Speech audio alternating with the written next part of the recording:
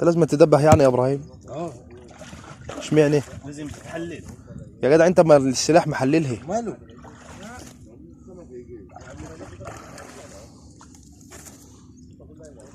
اصل انت دلوقتي بتضرب بأداة صيد. ما انا عارف، وبتسمي وانت بتضرب. عايزين شويه بلاشنا اكتر يا ابراهيم.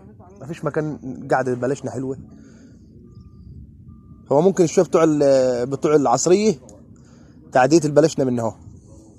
تقعد هنا اهو. ها؟ من جنبنا هنا. الشويه اللي بيعدي يوم العصر دولت يبيتوا في المكان اللي انت بتقول عليه ده. بلاشنا البيضاء. البلاشنا الرويته. ايوه.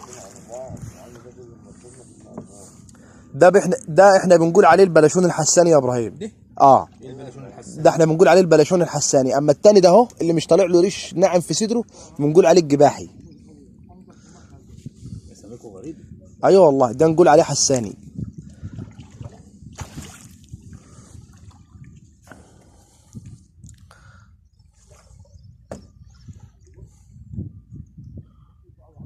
انا كنت ربطه.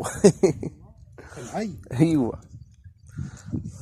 ده هو اللي انت نزلت جبته من على جنب الجسر. اللي انت قلت لي الحاج هيروح.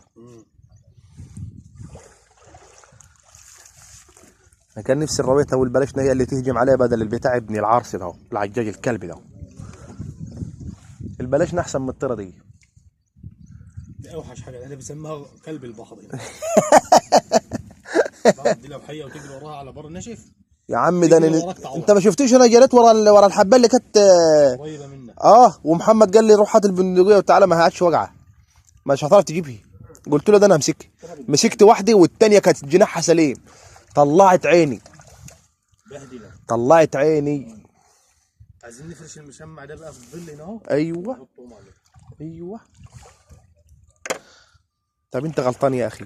كنت حطيت الطرف فوق المشمع وكنا شلنا المشمع شيله واحده.